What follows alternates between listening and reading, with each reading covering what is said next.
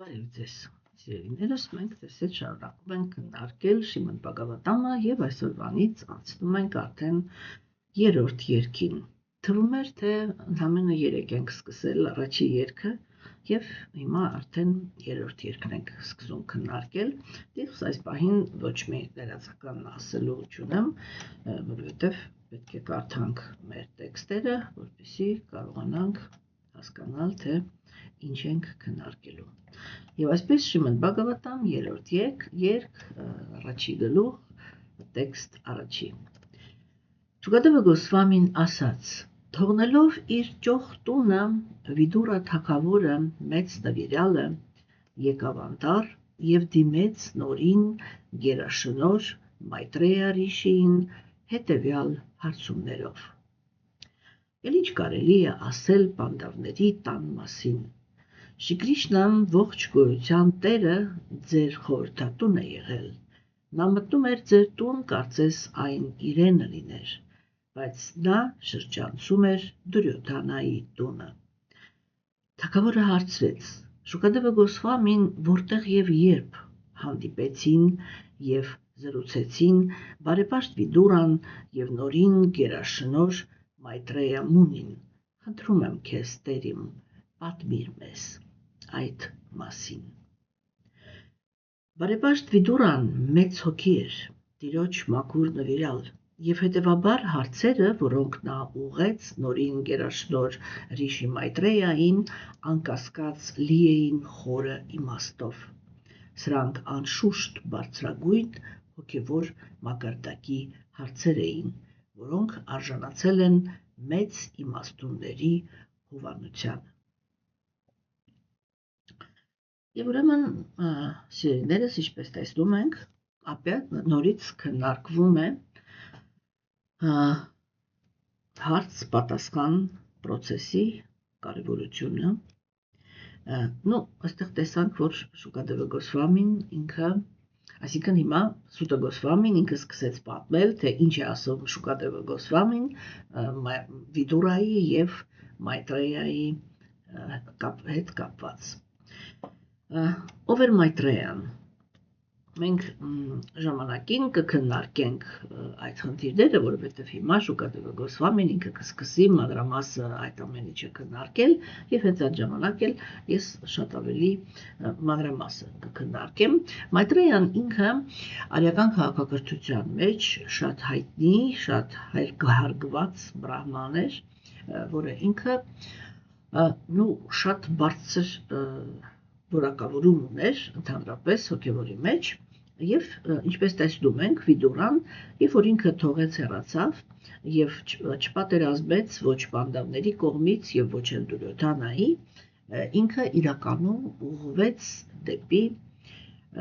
ուխտագնացություն, այսինքն գնում էր սուրբ վայրերով, եւ այդ սուրբ վայրերից մեկում հանդիպեց Մայտրեյային։ Երբ որ ինքը հայտնվեց, ուրեմն բանալավ հանդիպեց Մայտրեյային, բնականաբար կենդանիակը ինքը երբ որ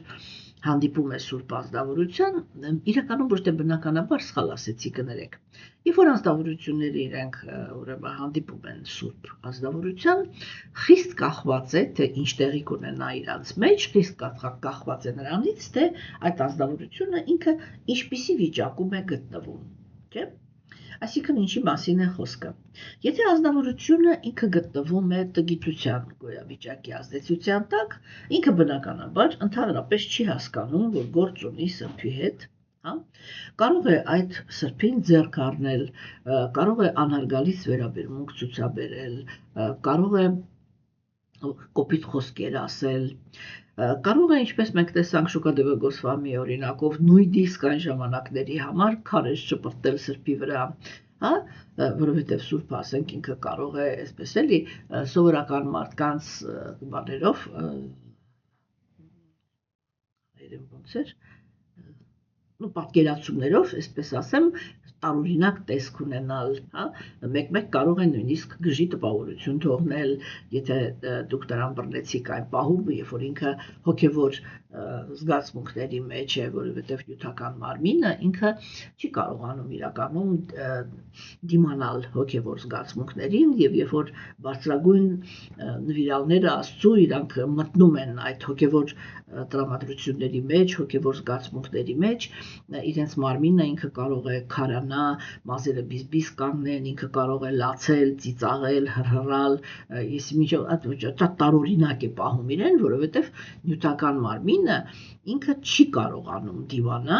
հոգևոր զգացմունքներին։ Դրանք շատ ինտենսիվ եւ շատ խորը զգացմունքներ են։ Եվ այսպես ասենք, նյութական մարմինը ինքը մի քիչ շփոթվում է եւ չի իմանում, թե ինչ ռեակցիա տա այդ զգացմունքներին եւ ոնց այդ զգացմունքները տեղավորի իր մեջ, այդ պատճառով այսպես խախտվում է եւ սկսում է շատ ոչ սովորական իրեն դրսևորել եւ դա ավարտվում է այն դրանով, որ ազնվորությունը ինքը կարող է շատ այսպես էլի անսովոր փափուկ ասված անսովոր տպավորություն թողնել։ Եվ տգիտության մեջ անձնավորությունը ինքը կարող է այդ ամեն ինչը ընկալել յուրովի, որովհետև տգիտության գոյավիճակի մեջ կենդանիակները իրանք ընդունում են կրոնականությունը որպես ֆանատիկներ։ Այսինքն անձնավորություններ, որոնք ունեն շատ սահմանափակ ընկալում ընդհանրապես հոգևոր թեմաների շուրջ, հա, բայց եւ երևակայում են, որ իրենք գիտունիկներ են եւ ամենալավը հենց իրենք են հասկանում, ինչ է նշանակում ուրեմն հոգևոր մարդ, չէ, եւ մենք կարող ենք տեսնել, որ օրինակի համար ասենք ազնվորությունը, որը ինքը, ասենք, կապվածություն ունի, չգիտեմ, գեղեցիկ արտաքինին կամ բանին ակուրատնեստ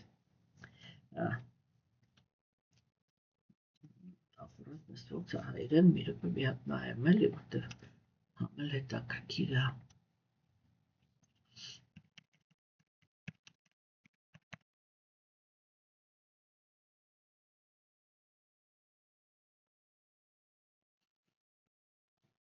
Ճշտության, չէ, ինչ-որ լավ խոսք չէր։ Այսինքն մաքրասերը կամ ասենք սիրում է, երբ որ մարդու վրա ամեն ինչը այնպես է, ինչպես պետք է, չէ, իսկ սրբերը իրենք շատ հաճախ լինում են հրաժարվածներ, եւ երբ որ իրենք հրաժարվածի դասում են լինում, իրենք բացարձակ անտարբերություն են ցուցաբերում իրենց արտաքին տեսքի մասին, հանդեպ, չէ, եւ դա կարող է տգիտության գոյավիճակի մեջ անձնավորությունը ինչպես կարող է սուրբը այս նախադասությունով է սկսվում ընդհանրապես այդ տգետ անձնավորությունների խոսակցությունը, որովհետև իրենց պատկերացումները սրբության մասին շատ սուղ են եւ համարյա թե կարելի է ասել իրականության հետ ոչ մի կապ չունեցող են, մենք դեռ շատ ու շատ ենք խոսելու սրբերի մասին եւ շատ ծավալուն պատկերացում ենք կազմելու ընդհանրապես, թե ինչպիսի պահվածք կարող են ունենալ տարբեր մակարդակի, տարբեր ոլորտում նյութական աշխարհում գործող սրբերը։ Ընդհանուր գաղափարը ինքը կայանում է նրանում, որ սրբերը իրենք միշտ ներգրավված են հոգևոր գործունեության մեջ եւ պահում են իրենց համապատասխան այն դերի, որը իրենց, ես այսպես կասեմ, որը իրենց խնդրել է Գերագույն Աստծո անձնավորությունը, որ իրենք իրականացնեն, որովհետև այդ պահին մարդկության այն հասարակության մեջ, որտեղ իրենք եկել են, կարիք կար հենց այդ օրինակի։ Եվ այդ օրինակները, հատկապես աստվածամերժության դարաշրջանում, շատ հաճախ կարող են աստվածամերժության դարաշրջանում, որը իրականում ոչ մի պատկերացում չունի, թե ինչպիսին է իրական կրոնականությունը, չէ, ուրեմն կարող է անսովոր թվալ։ Բայց այդպիսի ազնվորությունները միշտ համառորեն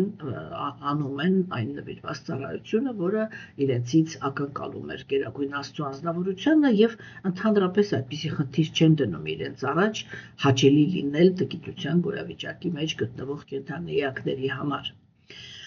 Եվ մենք այդ ժամանակ կարող ենք տեսնել, որ տգիտության գոյավիճակի մեջ անձնավորությունները իրենք, երբ որ հանդիպում են սրբերին, կարող են շատ վիրավորական պահել իրենց, իրանք կարող են սպանել սրբին, մենք շատ այդպիսի դեպքեր գիտենք, չէ, ասենք, երբ որ ինչ-որ ուրիշ կրոնականության մարդիկ իրենք կարող են մտնել, այդ նույն բանը արվել է եւ օրինակ այսպես էլի, չէ, որ հեթանոսության մեջ են չէ եղել իրական սրբեր, եւ այնտեղ են եղել անկեղծ անձնավորություններ, բրահմանի քրմերի դասում եղել են շատ անկեղծ հոգիներ, որոնք իրենք շատ լուրջ հոգեվորականներ են եղել, թեկուզ եւ այո, իհարկե, համել եղել են շատ լուրջ միստիկական հնձոզորությունների տիրապետող։ Եվ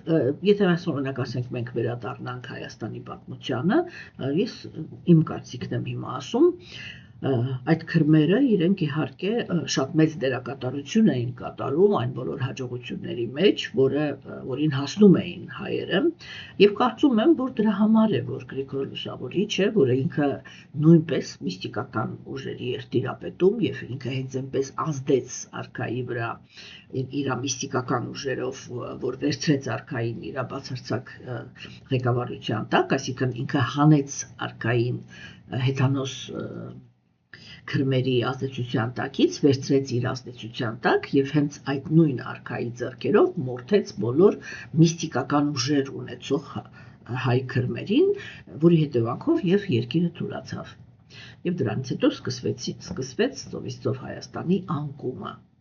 Այսինքն մենք ինչ-որ մի պահ կարողացանք հասնել այդ արդյունքի զավթողական պատերազմների հաշվին, բարձ է, չէ՞։ Եվ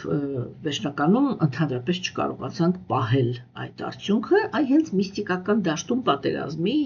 տալու պատճառով։ Սա իմ խորը համոզմունքն է, որը ինձանից, ինչ ուզում եք ասեք, չեք կարողանալու ինձ ինչ-որ մի հատ հակառակ բան համոզել։ Ես իմ կարծիքն ասեցի, կարող եք ընդունել, կարող եք ոչ։ Սա տգիտության գոյավիճակի ազդեցությունն է, երբ որ ասենք այ անձնավորությունը, օրինակ եթե մենք մեր պատմությունն ենք քննարկում, չէ, իրանք արդեն արքան ինքը տգիտության գոյավիճակի ազդեցության տակ մտնում էր եւ կարող մորթեցին բոլոր քրմերին եւ անկեղծ եւ ոչ անկեղծ, բոլոր նրանց ովքեր ուժեր ունեին կամ չունեին, բոլոր նրանց ովքեր հզոր էին կամ ոչ, հա Եվ այսինքն միստիկայի տեսանկյունից եկավ մի անձնավորություն, որ իրենցից ավելի ուժեղ էր, այդքան բան։ Հասկանում եք, եւ մի հոգին կարողացավ ոչնչացնի մի ամբողջ պետություն։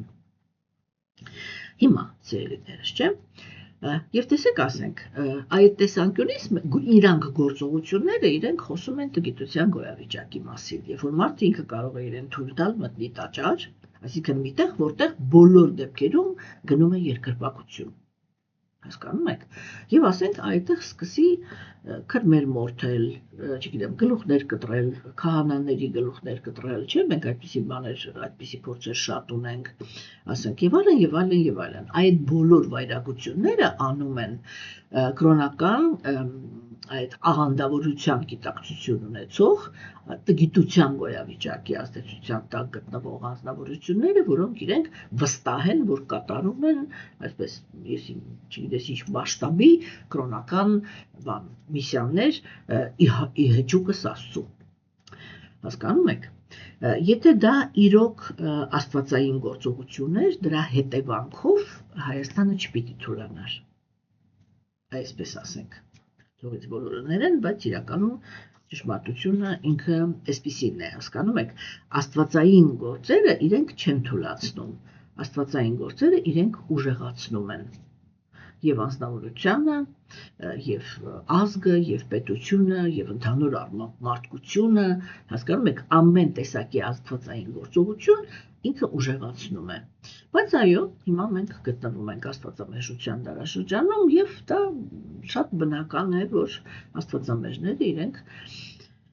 հաղթում են եւ դա հերթական ուրեմն աշտարակներ, հերթական հաղթանակներ, թեկուզ եւ մյուս կողմից ես միշտ ասել եմ, որ հեթանոս աշխարհը ինքը վերացվեց հենց այդ պատճառով, որ Հիսուսը ինքը եկավ, ինքը ասեց զոհագործություններ այլևս մի արեք, ես եմ վերջի զոհը։ Հա, ինչու համար, որովհետև ավարտվել էր աստվածակենտրոն դարաշրջանը եւ ոչ կիսաստվածները եւ ոչ գերագույն Աստծո անձնավորությունը այդ զոհագործությունները այլևս չէին ընդունում։ Թեկուզ կարող ենք տեսնել, որ հայերը իրանք ամբողջ քրիստոնյա աշխարհում միակ ազգն են, որ առաջինը ընդունելով քրիստոնեությունը, բոլոր դեպքերում միշտ շարունակել են կատարել զոհագործություններ, այսպես կոչված մատաղ, եւ արդարացրել են իրենց հրեաների դիցաբանությունով։ Հիմա տեսեք սերիներ, չէ՞, բայց մենք բան չէ, այդ չի խնդիրը, այսինքն երբ որ սա ենք քննարկում, որ տգետ ազնվորությունները իրենք չեն կարողանում ընկալել ով է սուրբը, ով է ոչ, եւ իրենք շատ հաճախ գործիք են դառնում ուրիշների ձեռքերում, երբ որ պետք է լինում որևիցե սուրբի վերացնել։ Իսկ ուրիշ պարագայում, չէ, ազնվորությունը ինքը, եթե ինքը գտնվում է տգիտության գոյավիճակի ազդեցության տակ, չէ, ապա այդ դեպքում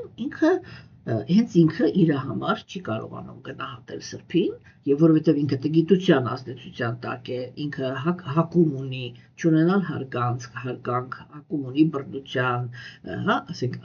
վատ պահվածքի, այսպես ասենք, չէ, եւ որովհետեւ ինքը այդ հակումը ունի, ինքը հենց սուրբի հանդեպ հենց այդպիսի հակում էլ ցուցաբերում է, այսինքն ոչ մի տարբերություն չի դնում ինքը ամենավերջի սրիկայի հետ գործ ունի, թե սրբի։ Եթե մենք գործ ունենք այնպիսի կենդանեակների հետ, որոնք իրենք գտնվում են կրքերի ազդեցության տակ, ապա երբ որ իրենք հանդիպում են սրբերին, իրենք մտահոգված են միայն մի բանով, ինչ նյութական օգուտ կարելի է ստանալ սրբից։ Իսկ ինչ օգուտ կարելի է ստանալ սրբից։ Թվարկեմ։ Սրբից կարելի է ստանալ մեղքերի թողություն։ Սրբից կարելի է ստանալ օրհնություն նյութական երջանկության հետ կապված։ Չէ՞։ Եվ ասենք սրբերը դրանք այն ինչի հաշվին է դա տեղի ունենում, որովհետև սրբերը դա այն ազնվորություններն են, որոնք իրենց կյանքը ապրում են ճգնությունների մեջ։ Ճգնությունը ինքը կենդանեակին ուժ է տալի։ Երբ որ ազնվորությունը ինքը օրհնում է կամ անիծում, եթե ինքը սովորական մարդ է, ոչ իր օրհնանքը եւ ոչ էլ իր անեծքը ընդհանրապես ոչ մեկի վրա չի ազդում։ Բայց եթե ինքը ճգնավոր է կամ ճգնություններ է արել անցյալ կյանքերում, դա անմիջապես անդրադառնում է այն երևույթով, որ եւ իր անեծքը եւ իր օրհնանքը շատ ուժեղ ազդեցություն ունեն։ Եվ այդ պատճառով այն ազնվորությունները, որոնք իրանք կրքերի գոյավիճակի ազդեցության տակ են, իրենք սովորաբար սրբերից հենց դա էլ ակնկալում են։ Սրբերին մոտենում են, խնդրում են, որպեսզի ինքը ձեռքը դնի գլխին, կամ չգիտեմ, ոտքը դնի գլխին, կամ գրկի, կամ բանանի, եւ այդտեղ անպայման տեղի է ունենում այդ փոխանակումը, որ հատկապես, այսինքն այդ մարմնի կպնելը, դա միշտ նշանակում է էներգետիկ փոխանակում։ Это как сообщающиеся сосуды, հայերեն չգիտեմ ոնց ասեմ, էլի, ֆիզիկայում չէ կա այդ բանը, որ երկու բան կան, եթե դնում են, ինքը միացրած է բանով, շլանգով միացրած է, եւ ջուր են լցնում, եթե բարձր է ցածր է, մեկից հոսում է մյուսը, եթե հավասար է, գալիս է երկուսի մեջ էլ հավասարվում է, չէ՞։ Ուրեմն այդ տեղի է ունենում այդպիսի բան, որ ասենք ազնվորությունը ինքը այն որ էներգետիկ իմաստով ավելի մաքուր է, չէ՞, եթե իր մաքրությունը ավելի հզոր է, քան դիմացինի աղտոտվածությունը, ապա այդ իր մաքրության էներգիան ինքը անմիջապես անցնում է այդ ազնվորությանը եւ մաքրում նրա մեջի եղած կեղտոտվածությունը։ Հասկանում եք, եւ ամեն ազնվորություն ինքը դա զգում է, որ երբ որ սուրբը իրեն կպնում է, իր հետ ինչ-որ փոփոխություններ են տեղի ունենում հետո։ Եվ դա հենց մաքրագործման process-ներն են, ազնվորությունը ինքը թեթևանում է, հեշտ է շնչում, ինչ-որ խնդիրներ են կյանքում լուծվում ինքնաբերաբար եւ այլն եւ այլն։ Հասկանում եք։ Եվ հիմա ուրեմն սիրելիներս կրքի գոյավիճակի մեջ ազնվորությունները իրենք շահագրգռված են իրենց ցանկությունները իրականացնելու մեջ եւ շահագրգռված են մեղքերից ազատվելուն։ Այսինքն իրենք կարող են պարզ հստակ հասկանալ, որ իրենց առաջ կանգնած է Սուրբը եւ Սուրբից կարելի է օգուտ ստանալ։ Իմինն է նյութական։ Երբ որ սրբին են հանդիպում առաքինի անձնավորությունները, իսկ մենք ձեզ հետ բազմիցս արդեն քննարկել ենք, որ իրական առաքինությունը առանց հոգևորի հնարավոր չի։ Որովհետև կենդանի էակին հոգևորի առաքինության մեջ պահում է Գերագույն Աստծո անձնավորության մասին գիտելիքը։ Եթե անձնավորությունը ինքը Գերագույն Աստծո անձնավորության մասին գիտելիք չունի, ինքը ամեն վայրկյան կարող է առաքինությունից իջնել դեպի անարդար կապվածությունները։ Չէ՞, տեսեք, որտեղ երբ որ մենք ասում ենք գոյավիճակներ, տրամադրության տեսանկյունից դրանք ինչն են։ Կենդանի էակը ինքը կարող միայն անարդար է, տգիտության գոյավիճակ։ Կենդանի էակը ինքը ունի արդարության գաղափարը, բայց արդարությունը եւ ատելությունը կիրառում է անարդար։ Այսինքն, ինքը միշտ արդարացնում է նրանց, ում կապված է, եւ միշտ մեղադրում է նրանց, ում ատում է, եւ համարում է, որ ինքը արդար է։ Եվ առաքինության գոյավիճակի մեջ անձնավորությունները իրենց կապվածությունները եւ ատելությունները բերում են իրական արդարության դաշտ, այսինքն ընդունում են արդարությունը անկախ նրանից, թե դա վերաբերվում է ինչ-որ այնպիսի մի անձնավորության, որին իրանք մեղմ ասած այնքան էլ չեն սիրում, թե դա վերաբերվում է մի անձնավորության, որին, ասենք, իրանք շատ կապված են, բայց ինքը արդարացիորեն ինքը մեղավոր է։ Հասկանում եք, չէ՞։ Եվ տեսեք, երբ որ արդեն գալիս են առաքինիները եւ իրենք հանդիպում են սրբերին, չէ՞, որպես նյութական խոսակցություն, առաքինիները իրենք սրբերից ոչ թե այդպիսի օգուտ են բանանում, այդպիսի օգուտ են ակնկալում, այլ հարցադրում են անում։ Հարցադրում են անում պարտականությունների հետ կապված։ Այսինքն իրենք երբեք չեն հարցնում, ինչպես ես բավարարեմ իմ ցանկությունները։ Իրենք հարցնում են, ինչ եմ ես պարտավոր անեմ այս կյանքում։ Եվ սա արդեն բավականին բարձր մակարդակ է։ Եվ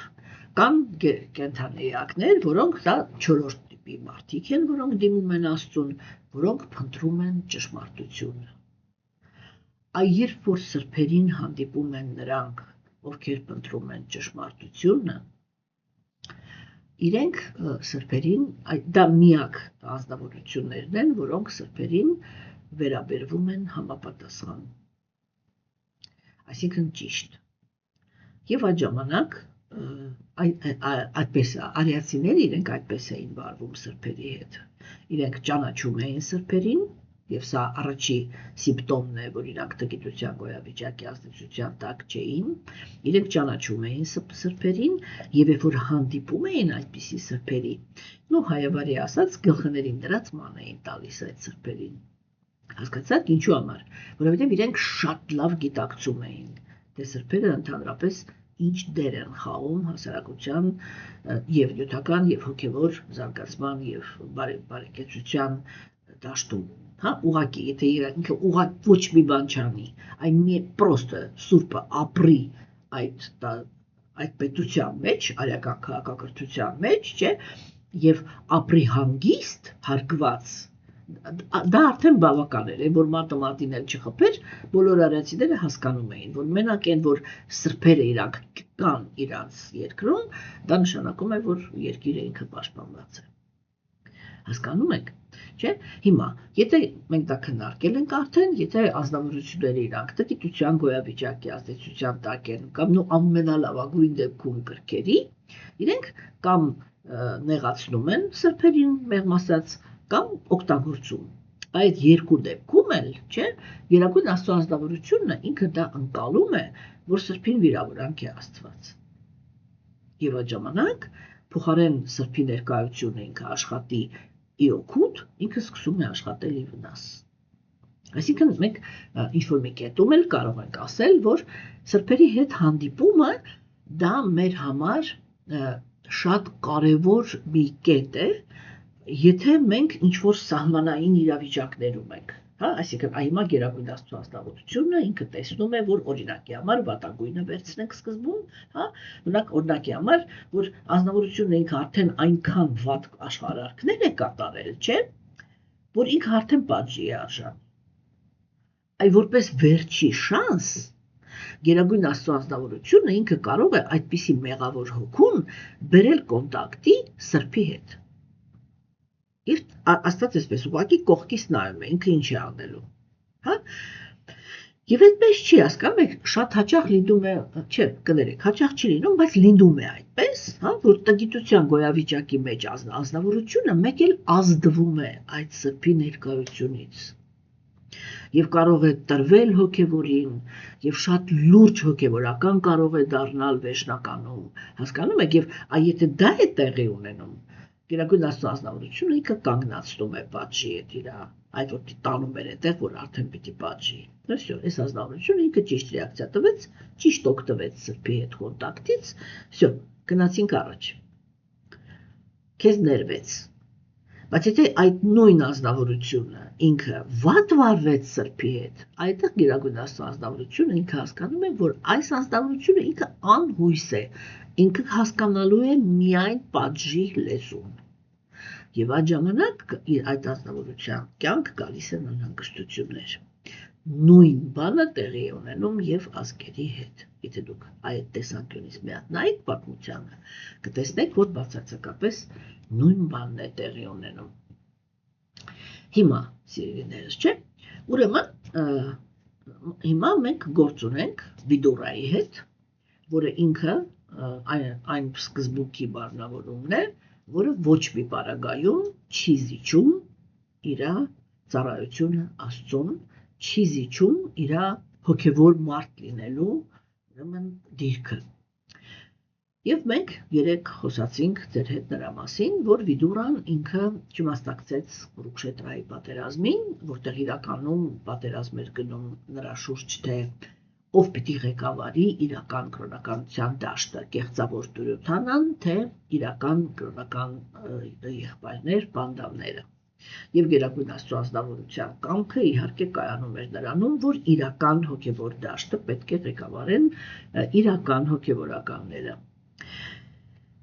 Եվ ծավալվեց պատերազմը, որովհետև Դուրյոթանան ինքը արեց հայտարարություն, որ ասեղ խրելու տեղ չեմ տա ձեզ իր եղբայրներին, որոնք իրականում օրինական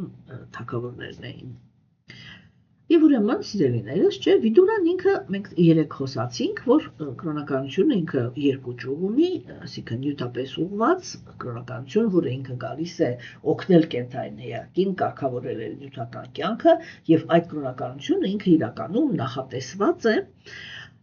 բանի համար, ասեք, նախատեսված է Գերագույն Աստծո ազնվորության հանդեպ վստահության վերականգնման համար։ Երկրորդ կրոնականությունը, ինչպես մենք խոսեցինք, դա ինքը կոչվում է Սանատանա Դհարմա, այսինքն հավերժ կրոնականությունը, դա Գերագույն Աստծո ազնվորության հետ հարաբերությունների վերականգնելն է եւ ուրեմն նրա հետ երանելի հարաբերություններ ունենալը։ Եվ այնտեղ, այո,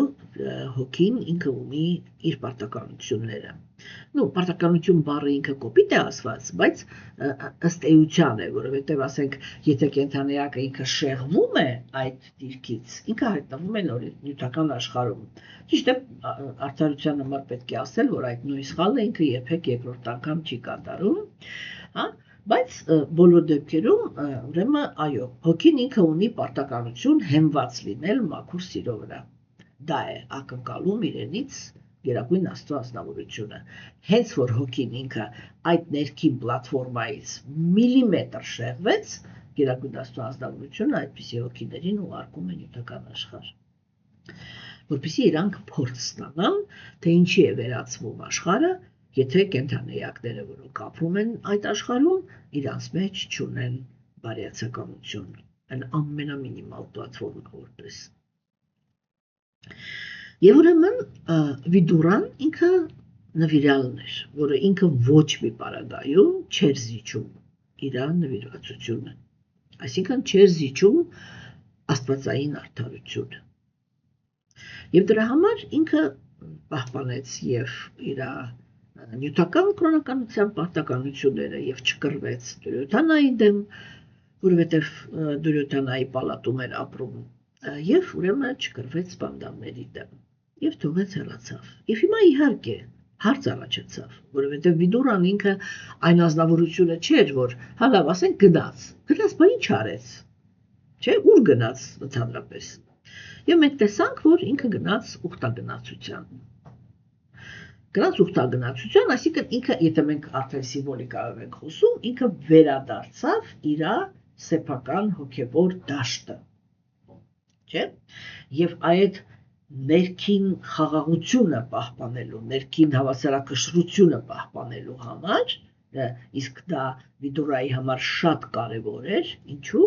Որովհետև եթե դուք հիշում եք, Վիդուրան ինքը մահվան կիսաստվածն է, որը բրահմանից ստացավ անեծք եւ պիտի մի կյանք ծնվեր այդ իրավիճակում, չէ՞։ Նո իրականում ասենք, այդ որ ինքը կոչվում է անեծք, իրականում դա ողորմածություն էր, որովհետև այդ անեծքը Վիդուրային օգնեց, որպեսզի ինքը լինի Աստծո գերագույն ազնվորության ներկայության եւ այդ գործողությունների, որը Աստված ծավալեց Աստվածամեժության դարաշրջանի սկզբում, այդ ամեն ինչի մասնակիցը։ Դրա համար ասել, որ դա բան էր, անեծք էր, դա նույն բանն է, ոնց որ ասենք մենք հասկանանք, որ այ Պարիքշիտ Մահարաջի անեծքն էլ էր անեծք։ Բայց դա ինչ անեծք կար, երբ որ մենք վերջում տարիներ հետո կտեսնենք, թե Պարիքշիտ Մահարաջը երբ որ լսեց Բhagavad-ը, ինքը ասենք իրականում ինչ արդյունքի հասավ։ Հասկանում եք, չէ՞։ Եվ մենք կտեսնենք, որ անեծք ստացողը ինքը այդպիսի արդյունք չի կարող ունենա։ Թեկուզ այն ինչ որ ասել էր տղան, դա իրականանալու է։ Բայց այն վիճակը, որում հայտնվելու է Պարիքշիտը, ինքը այդ պահին 100 հատ օրնանք էր տալիս այդ տղային, որ այդ տղայից այդ անեծքը ստացավ եւ դրա հետևանքով հանդիպեց Շուկադևը Գոսվամիին։ Հասկանում եք, այսինքն ինչ-որ գործողություններ կան, որ մենք հասկանում ենք, որ իրականում Յամարաջը ինքը իր սրտի մեջ ինքը տեղյակ էր, որ գերագույն աստվածավորությունը գալու է, չէ՞։ Տեսեք այնտեղ ոնց է, չէ՞։ Ասենք մայր հողը ինքը եկավ Տեր Բրահմայի մոտ եւ բողոքեց։ Ասեց այդ ագրեսիվ աթեիստերը իրենք շատացել են մի տեսակ, դե արդեն բան է, չէ՞։ Աստվածամեժության նախաշեմն է։ Իրենք շատացել են եւ ես ծանրացել եմ։ Խնդրում եմ բան արեք, որպեսզի այդ ագրեսիվ դեմոնները իրանք վերանան։ Մենք այն ժամանակ դա քննարկեցինք, որ եւ Տեր Բրահման եւ մնացած կիսաստվածները շատ հաճախ, գիտեք ոնց էլի, իրանք ձևացնում են, որ իրանք այդ հարցը չեն կարող լուծել, որպեսզի ստիպեն գերագույն Աստծո ազնվորությանը գալ նյութական աշխարհ։ Դե դու ասենք, դա մեր համար ոչ մի արժեք չունի, բայց նրանց համար, ովքեր գիտակցում են ով է Աստված, նրանց համար, ովքեր ճանաչում են իրան անձամբ, իրանց համար ինչ որ այդպիսի իրավիճակ ստեղծել, որտեղ ինքը նորից կգա, դա իրանց միակ երազանքն է, չէ՞։ Եվ այնտեղ ասվում է, որ Տեր Բրահման ինքը գլխավոր կիսաստվածների հետ միասին գնաց Տեր Վիշնուի մոտ։ Եվ ներկայացրեց իրան խնդիրը եւ այդտեղ արձագանքեց նախասկզբնական գերագույն Աստծո ազնվորությունը, ով ասեց, որ ես անպայման կգամ եւ անպայման այդ հարցը կլուծեմ։ Չէ՞։ Հիմա շատ մարդիկ իրենք մտածում են, մենք դա հետագայում կքննարկենք, մտածում են, որ Տեր Քրիստոն ինքը արարչի մարմնավորումն է մարդկային ձևի մեջ եւ դրա համար արհամարում են այդ մարմնավորումը։ Մենք ձեզ հետ դեռ կքննարկենք այդ տրամաբանությունը, թե ինչպես է ստացվում, որ պերսոնալիստները իրանք շարունակում են պնդել, որ Տեր Քրիստոն է նախասկզբնական գերագույն Աստծո անձնավորությունը, այլ ոչ թե արարիչը։ Ուրեմն եւ այդ ժամանակ Յամարաջը ինքը ներկա էր։ Դա նշանակում է, որ ինքը տեղյակ էր, որ գերագույն Աստծո անձնավորությունը գալու է։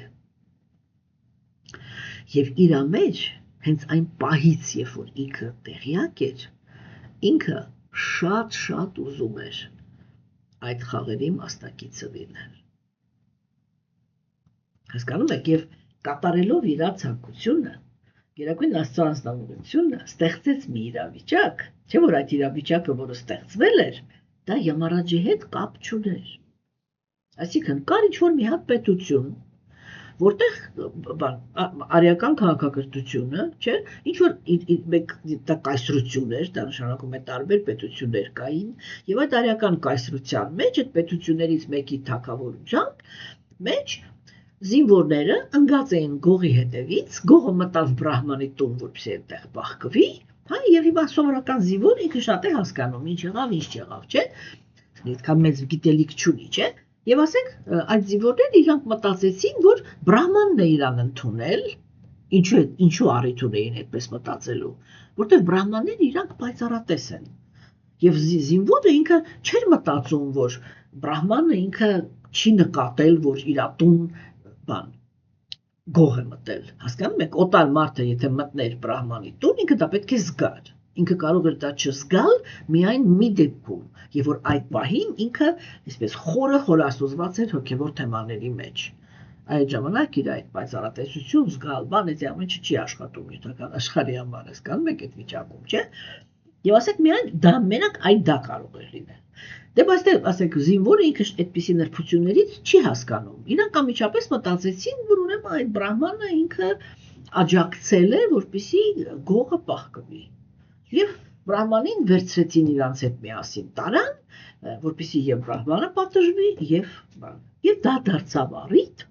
որ այդ բրահմանը վերջում գնաց Յամարաջի մոտ, ասեց, «Էս ինչ կատարվեց»։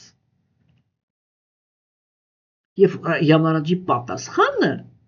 իրան ջղայնացրեց, ինքը ասեց դու փոքր ժամանակ խոցել ես բանի,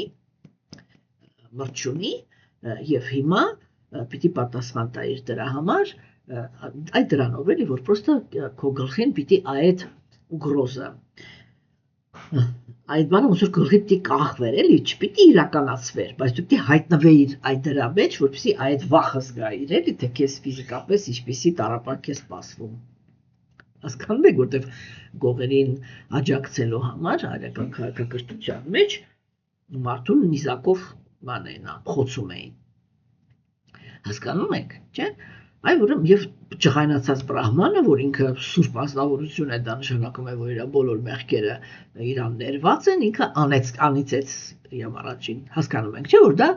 արեց Գերագույն Աստծո ազնվորությունը։ Որտեղ ինքը սրտի մեջ նստած է բոլորի եւ հասկանում է, թե ով ինչ ցանկություններ ունի եւ ով իր սրտի մեջ ինչով է զբաղված։ Եվ դրա հետևանքով Յամարաջը ինքը ծնվեց որպես Վիդուրա։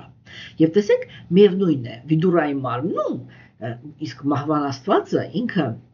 ամենաարդարն է։ Մահվան տեսանկյունից, մահվան խոսակցությունների մեջ, չէ, այդ բանի թեման,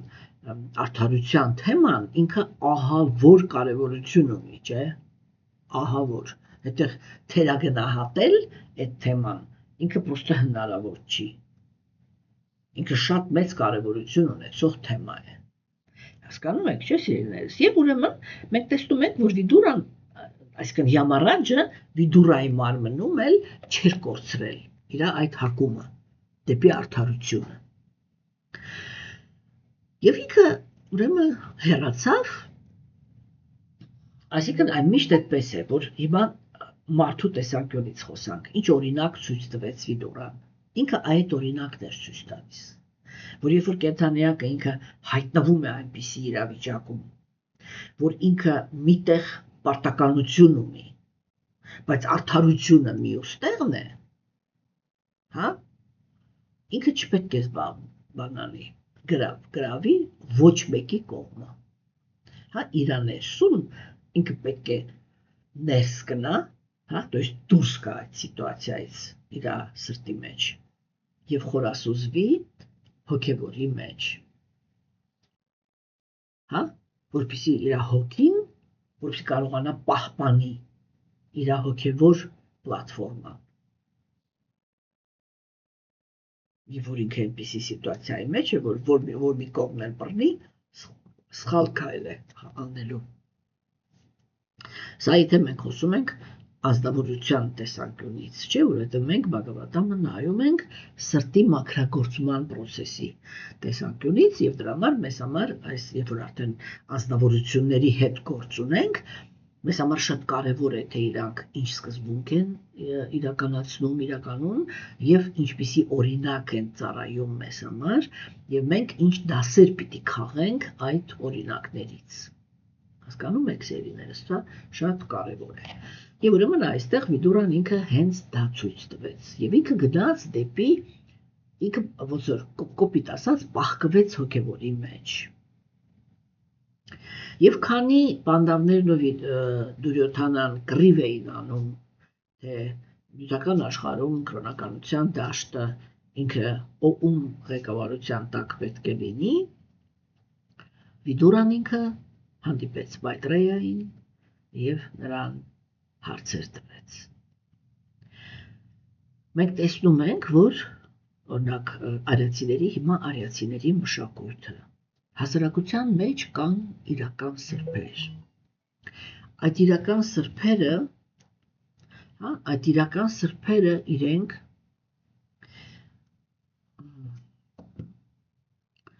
ունեն ունեն գիտելիք,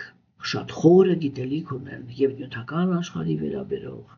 եւ հոգեվոր աշխարհին վերաբերող, չէ՞, եւ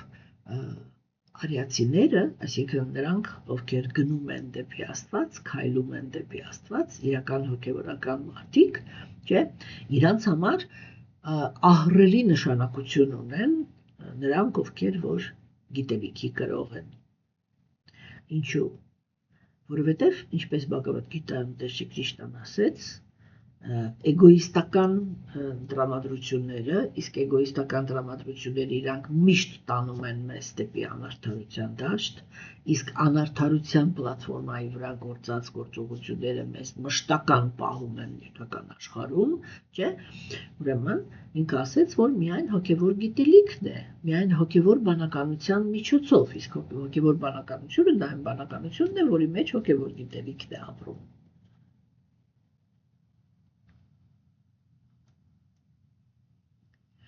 Եվ ինքը ասեց, որ միայն հոգևոր գիտելիքն է, որ ուրեմն աջակցում է, որպեսզի կենդանեակը կարողանա հաղթահարի իր սրտում տեղ գտած անարդարությունները եւ դրանով իսկ հարթի իր ճանապարհը, որի շնորհիվ ինքը դուրս կգա նյութական աշխարհի ստրկությունից։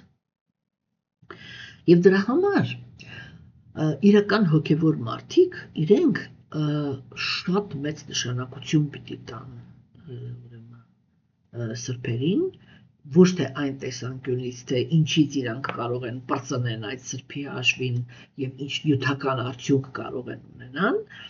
այլ հենց իմինը իրանից գիտելիք ստանալու ուրեմն տեսանկյունից։ Եվ Վիդուրան ինքը երբ որ հանդիպեց Մայտրեյային, իրանց մեջ խոսակցությունը իհարկե չէր կարող լինել սովորական կամ հասարակ խոսակցություն, եւ մենք տեսնում ենք, որ շահունական եւ Պարիկշիտը իրանք, այսինքն հիմա Սուդա Գոսվամին ինքը պատմում է, թե այդ կտորը, թե Պարիկշիտը ինքը ինչ խոսակցություն է ունեցել Շուկադեվա Գոսվամիի հետ, կախված ուրեմն Վիդուրայի պահվածքի հետ, չէ՞։ Ինչու համար էր իրան դա հետաքրքիր, որովհետև Վիդուրան ինքը մտավ հետ գնաց դեպի հոգևոր իր ներսի հետ աշխատելու այդ հավասարակշռությունը իր մեջ տեղավորելու համար, որպեսզի ինքը ոչ մեկի կողմը չվերցնի։ Հասկանում եք, թեկուզ իրականում ինքը իր մեջ շատ է ուզում, որպեսզի հաղթեն պանդավները, որտեղ ինքը հասկանում է, որ ճիշտը դա է, իրական կրոնական դաշտը ինքը պետք է պատկանի իրական կրոնական առաջնորդներին, իրական հոգևոր առաջնորդներին, որոնք իրենք ռեալ, հասկանում եք, ռեալ էլի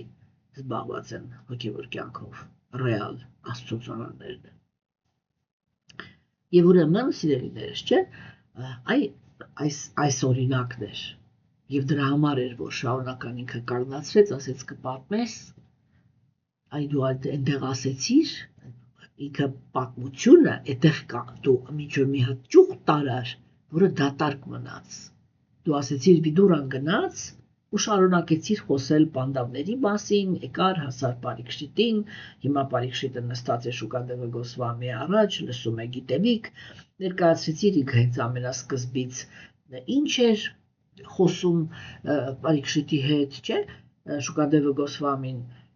բայց այնտեղ մենք դու չասեցիր, Վիդուրան ինքը գնաց, մենք լսել ենք, որ Մայտրեյային է հանդիպել, ինչպես կարող է այդպիսի երկու անձնավորության խոսակ հանդիպումը անցներ հենց այնպես, չէ՞, իսկ որ հենց այնպես չի անցել, դա արտահայտվում է մի բանում, իրանք գիտելիք են քննարկել։ Իսկ Մայտրեյան ինքը Վիդուրայի հետ, որտեղ ինքն էր բրահմանը, այսինքն ինքն է խոսացողը եղել, իսկ ինքը կարող էր խոսալ միայն այն դեպքում, երբ որ Վիդուրան իրան հարցեր է տվել։ Եվ դրա համար է, որ հիմա շարունական ինքը ասեց, ստոպ, այստեղից առաջելը մի գնացեք, Վիդուրան, երբ որ հանդիպեց Մայտրեյային, ինչ է հարցրել,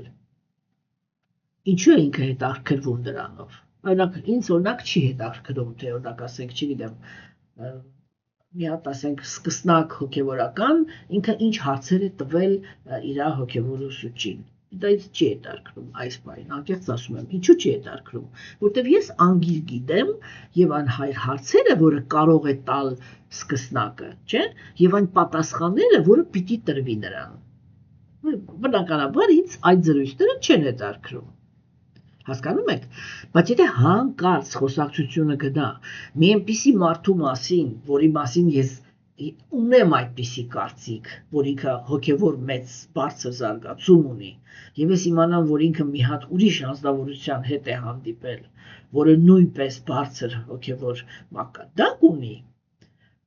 իմ լեզվով ասեմ, հետաքրքրությունից կմեռնեմ,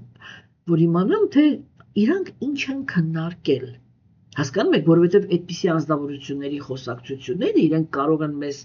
հոգևոր գիտելիքի տեսանկյունից այնպիսի նրբություններ բացատրեն, չէ, որ մենք 10 կյանք էլ ապրեինք, այդ նրբությունները ինքնուրույն չէին կարող իրականացնել։ Այդ դա գիտեին արիացիները։ Հասկանում եք, արիացիները իրենք շատ լավ հասկանում էին, որ դեպի հոգևոր աշխարհ մեզ կարող են տանել միայն այն անձնավորությունները, որոնք հոգևոր աշխարհից են եկել որպես քարոզիչներ։ Հասկանում եք, մաքրամաքուր հոգիներ, դա ինչ է տալիս, եթե ինքը մաքրամաքուր հոգի է, դա նշանակում է ինքը իր կապը հոգևոր աշխարհի հետ չի կորցրել, իր համար հոգևոր աշխարհը դա ռեալ աշխարհ է, որի մասին ինքը խոսում է, չէ՞։ Եվ իհարկե հանդիպել այդպիսի անձնավորությունների եւ հնարավորություն ունենալ լսել, թե նրանք ինչ են ասում հոգևոր աշխարհի մասին, գիտեք ոնց էլի, դա նույնիսկ պատկերացնել հնարավոր չի, թե դա ինչ բախտի նշան է։ Բայց իհարկե, եթե մարդիկ իրենք կրոնականության մեջ հետաքրքրված են միայն նյութական արդյունքներով, իհարկե իրանց այդ ինչ որ ես հիմա խոսում եմ այսպես ոգևորված, իրանց համար դա ընդհանրապես ոչ մի թեմա չի։ Բացարձակ։ Ընդհանրապես հետաքրքիր չի։ Հոգևոր աշխարհը։ Հասկանում եք։ Բայց հիմա մենք ձեզ հետ գործ ունենք իմաստունների հետ, որոնք իրենք Սուտա Գոսվամիին ընդունել են իրենց որպես աշակերտ, որպես ուսուցիչ կներեք, հենց դրա համար, չէ՞ որ իրանք ասում են մենք տեղյակ ենք, որ ինչ-որ մի հատ խոսակցություն է տեղի ունեցել Պարիկշիտի եւ Շուկադևը Գոսվամիի միջեւ, ու մենք հասկանում ենք, որ այդ խոսակցությունը ինքը ինչ-որ մի հատ տիեզերական խոսակցություն է եղել, որ այնտեղ քննարկվել են բաներ, որը մենք չգիտենք, հա? Եվ մեզ համար հետաքրքիր է դա լսելը, թե ինչ են իրանք քննարկել։ Չէ, եւ մենք տեսնում ենք, որ առաջին հերթին Շուկադևը Գոսվամին Պարիկշիտի հետ քննարկել է փիլիսոփայությունը։ Եվ Վիդուրան այն հարցերը, որը ինքը տվել է Մայտրեյային, չէ, հիմա մենք ձեզ հետ կարդում էինք կարծիքը, չէ, այն կարծիքը, որը կա, ուրեմն բանի Վիդուրայի հետ կապված։ Ուրեմն ինչ է մտածում Պարիկշիտ Մահարաջը։ Ինքը Շուկադևգոսվամին ասեց այսպես. բարեպաշտ Վիտուրան մեծ հոգի էր, տիրոջ մաքուր նվիրյալ, և հետևաբար հարցերը, որոնք նա ուղղեց Մայտրեյային, անկասկած լի էին խորը իմաստով։ Սրանք անշուշտ բարձրագույն հոգևոր մակարդակի հարցեր էին, որոնք արժանացել են մեծ իմաստունների հավանությանը։ Հասկանում եք, չէ՞։ Հիմա այս սա է էլի, մենք տեսնում ենք վերաբերմունքը, թե ինչպես էին վերաբերվում ընդհանրապես հրեացիները այդ գիտելիքի կրողներին, հա, եւ այն երևույթներին, երբ որ գիտելիքի կրողը ինքը հանդիպեց համապատասխան աշակերտի, որը ինքը անշուշտ այնպիսի մակարդակի հարցեր է տվել, որի պատասխանները կարևոր են ամբողջ մարդկության համար, բոլոր անկեղծ փնտրողների համար։ Հասկանում եք, եթե մենք այս ամեն ինչը հասկանում ենք, ամեն անգամ, երբ որ մեր ձեռքն են գնում, դաժե այսքան Պուչուրիկ գիրք, որը ինքը գրել է այդպիսի մաքրամաքուր նվիրյալը Աստծո, չէ՞։ Այն մենք պետք է հասկանանք, էլի, որ այդ գիրքը, որ մեր ձեռքն է ընկել, թե դա ընդհանրապես ինչ արժեք ունի։ Որովհետև եթե մենք չենք կարողանում արժևորել հոգևոր գիտելիքի կրողներին, չէ՞, մենք չենք կարողանա լուրջ կյանք ապացնել, լուրջ ճանապարհ անցնել հոգևոր դաշտում։ Եվ սա էր պատճառը, այսպիսի ներքին մշակույթ կար, հա, ինչու ես այսքան կանգնեցի, որտեղ իրականում մենք ինքներս պիտի լցվենք այդ տրամադրություններով, այն տրամադրություններով, ինչ տրամադրություններով, որ հիմա Պարիքշիտը հետաքրքրված է, թե ինչ խոսացին Վիդուրան եւ Մայտրեյան։ Հասկանում եք, որտեղ մենք ուղղակի հիմա այսպես վստակ անցնենք, բայց Բագավատամը հիմա մեզի նաստրայվեիտ տրամադրում է, հա, Բագավատամը հիմա մեզի տրամադրում է այն ճիշտ վիճակին, որով պետք է մտնել այն խոսակցությունների մեջ, որի մեջ մենք հիմա մտնելու ենք վաղուց Աստծո ողորմածությամբ։ Հասկանում եք, եւ այդ հետաքրքրասիրությունը, որը ցուցադրեց Պարիքշիտ Մահարաջը, ինքը պետք է լինի նաև մեր մեջ։ Հասկանում եք։ Եվ այո, այս կետերում ես միշտ վերջում խիստ խոսքեր եմ ասում։ Եթե մինչև վաղը դուք մտածեք եւ տեսնեք, որ այն ինչ որ ես հիմա ասեցի, ընդհանրապես ձեզ չհուզեց, հա? Եվ ձեզ այդքան էլ հետաքրքիր չի, թե ինչ խոսած Վիդուրան Մայտրեյայի հետ, այսինքն չկա այդ կենթանի հետաքրքրությունը, որովհետև հասկանում եք, հոգևոր կյանքում առաջ գնալը հնարավոր է միայն եւ միայն այն ժամանակ, երբ որ դու հոգևոր կյանքին հոգևոր գիտելիքին վերաբերվում ես այն նույն լրջությամբ, ինչ լրջությամբ, որ վերաբերվում ես շնչելու հնարավորությանը։ Դու գիտես, չէ՞, որ եթե մի վայրկյան օդը չեղավ, 10 վայրկյան հետո դու մահանալու ես։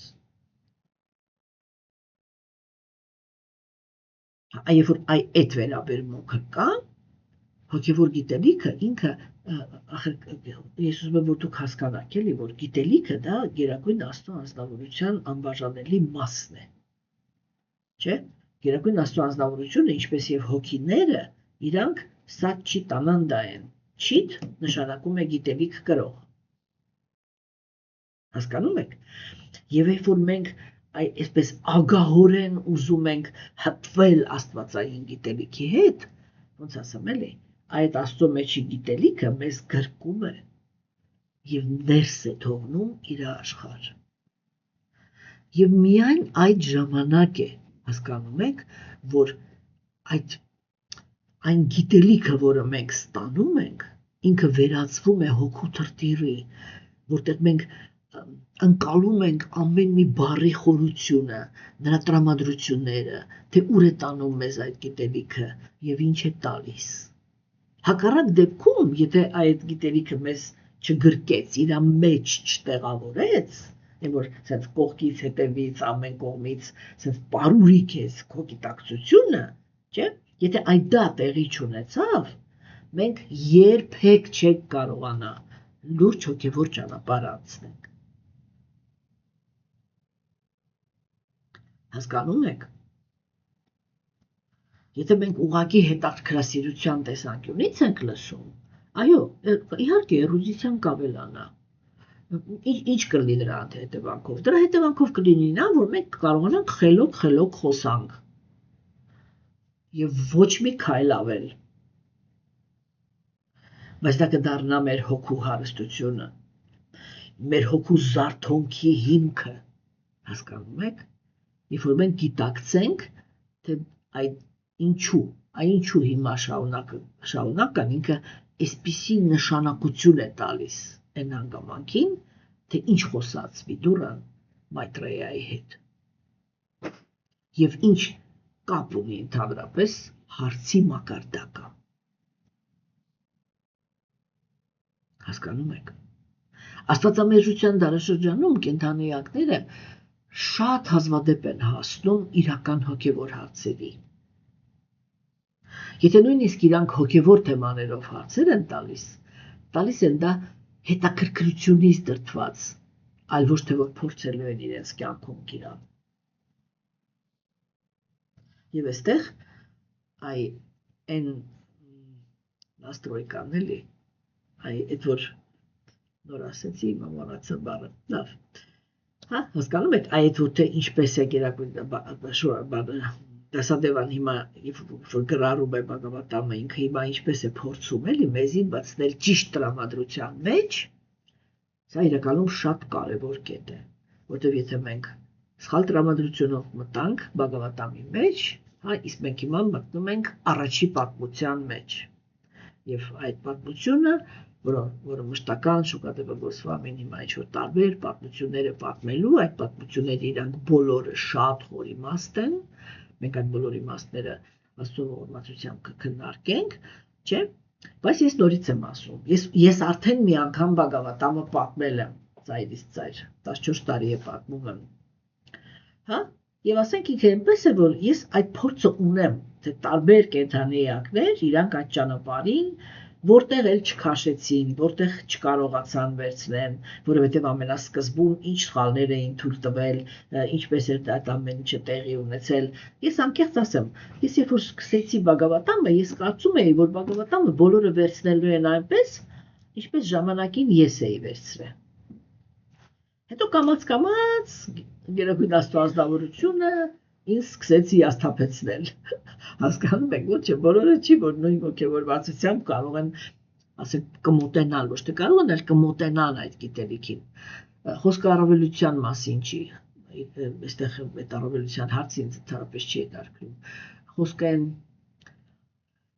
ես դաժե այդ բառը չեմ գտնում, բայց հիմա ինչ բառ եկավ էդի ասեմ, հա, խոսքը այն ցավի մասին է, որ ապրում ես, չէ, երբ որ ասենք դու հասկանում ես, թե դու կենդանիակին դեպի այս գիտելիքը ինքը դեպի ուր է տանում, չէ, եւ կենդանիակը դրա հետ ինչ է անում, եթե ինքը այդքան էլ